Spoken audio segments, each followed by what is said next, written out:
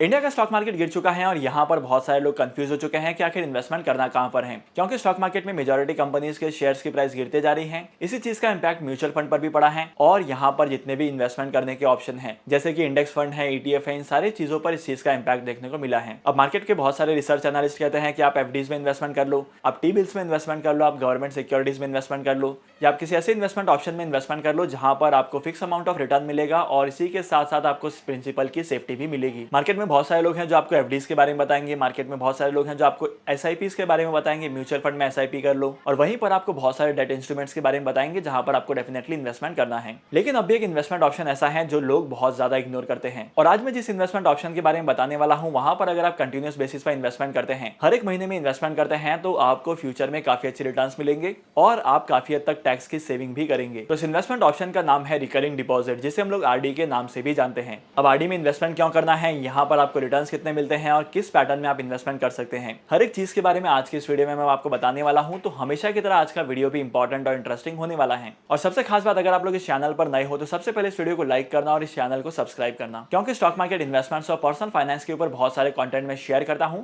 तो चैनल को सब्सक्राइब करना तो बनता है। तो चैनल को सब्सक्राइब कर दिया ना, तो शुरू करते हैं आज की वीडियो को और जानते हैं RD के बारे में सब कुछ। जैसे कि आप लोग म्यूचुअल फंड की SIPs में इन्वेस्टमेंट करते हैं, वैसे ही आपको रिकरिंग डिपॉजिट्स की स्कीम में इन्वेस्टमेंट करना होता है। रिकरिंग डिपॉजिट की स्कीम में आपको हर महीने एक स्पेसिफिक अमाउंट का इन्वेस्टमेंट करना पड़ता है। यहाँ पर आप मिनिमम 500 रुपीज से स्टार्ट कर सकते हैं, और मार्केट में से बहुत सारे शेड्यूल्ड बैंक और कोऑपरेटिव बैंक हैं जो आपको 100 या 200 रुपीज से भी रिकरिंग डिपॉजिट में इन्वेस्टमेंट करने की फैसिलिटी प्रोवाइड करते हैं। अगर आप स्टॉक मार्केट में इन्वेस्टमेंट करते हैं, अगर आप म्यूचुअल फंड में इन्वेस्टमेंट करते हैं, तो आप लोग ये कहेंगे कि मैं अब RD में इन्वेस्टमेंट क्यों करूं। तो रिकरिंग डिपॉजिट्स की स्कीम में इन्वेस्टमेंट करने का सबसे इंपॉर्टेंट रीजन ये है कि जब भी आप रिकरिंग डिपॉजिट्स में इन्वेस्टमेंट करते हैं तो यहाँ पर आपको म्यूचुअल फंड के कंपैरिजन में रिटर्न्स कम मिलते हैं। लेकिन यहाँ पर एक फैसिलिटी आपको ये मिलती है कि जब भी आपको इमरजेंसी में पैसों की रिक्वायरमेंट होती है, तब आप किसी भी टाइम पर RD को रिडीम कर सकते हैं, अपने RD के इन्वेस्टमेंट्स को कैंसिल करवा सकते हैं। यहाँ पर आपके ज्यादा चार्जेस नहीं करते हैं। लेकिन वहीं पर अगर मैं म्यूचुअल फंड की बात करूँ तो mutual funds are subject to market risk, मतलब मार्केट जैसा परफॉर्म करेगा वैसे रिटर्न्स आपको म्यूचुअल फंड में मिलेंगे। चलो मान लेते हैं कि आपने म्यूचुअल फंड में लॉन्ग टर्म के लिए इन्वेस्टमेंट किया है, लेकिन करंटली आपको इमरजेंसी में पैसों की जरूरत पड़ गई। तब इमरजेंसी में जब आपको पैसों की रिक्वायरमेंट पड़ेगी, तब आपको म्यूचुअल फंड के यूनिट्स को लॉस में भी रिडीम करना पड़ेगा। लेकिन वहीं पर अगर आप लोगों ने RD में भी इन्वेस्टमेंट किया होगा तो आप RD को रिडीम कर सकते हैं।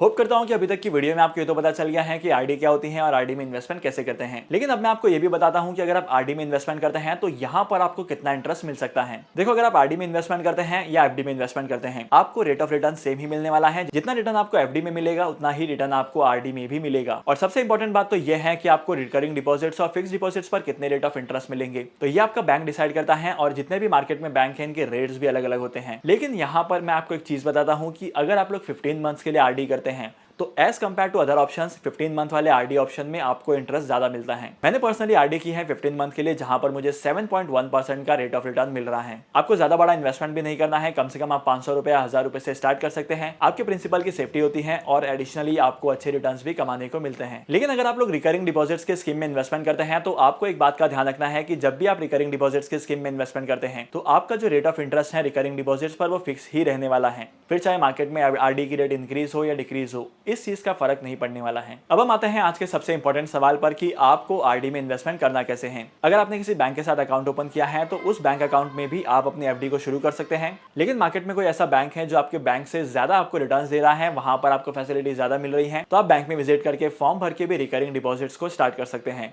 यहाँ पर जो प्रोसेस है वो ज्यादा लंबा नहीं है, आपको KYC करनी है और उसके बाद आपकी जो इन्वेस्टमेंट का प्रोसेस है वो शुरू हो जाएगा। अब बहुत सारे लोग मुझसे पूछते हैं कि सर RD में इन्वेस्टमेंट क्यों करना चाहिए, RD में इन्वेस्टमेंट करने से अच्छा तो यह है कि मैं FD में इन्वेस्टमेंट कर लूँ या मैं म्यूचुअल फंड में इन्वेस्टमेंट कर लूं। That's a good question, but अगर आप लोग RD में इन्वेस्टमेंट करते हैं तो इमरजेंसीज में अपने इन्वेस्टमेंट के फंड्स को विड्रॉ कर सकते हैं, और यही एक सबसे खास ऑप्शन है जहां पर आपको RD में इन्वेस्टमेंट करने का बेनिफिट होता है। तो डेफिनेटली अगर आप अपने इन्वेस्टमेंट के पोर्टफोलियो को डाइवर्सिफाई करना चाहते हैं तो यहाँ पर आपको रिकरिंग डिपॉजिट्स की स्कीम में भी इन्वेस्टमेंट जरूर करना है। और अगर आप स्मॉल फाइनेंस बैंक में जाकर RD करवाएंगे तो यहाँ पर आपको अदर बैंक से कंपेरिजन में ज्यादा रेट ऑफ इंटरेस्ट मिलेगा। और अगर आपको जानना है कि इसके पीछे का रीजन क्या है, तो इसके ऊपर मैंने एक डेडिकेटेड वीडियो बनाई है जिसकी लिंक आपको चैनल पर मिल जाएगी, तो आप चैनल पर जाकर चेकआउट कर सकते हैं। और आज के इस इंपॉर्टेंट वीडियो को यहीं पर खत्म करते हैं। और अगर आपको आज की इस वीडियो का कंटेंट वैल्यूएबल लगा है तो इस वीडियो को लाइक करना, शेयर करना। इसी के साथ साथ अगर आप स्टॉक मार्केट में इन्वेस्टमेंट करना चाहते हैं तो आपके पास एक डीमैट अकाउंट का होना बहुत जरूरी है।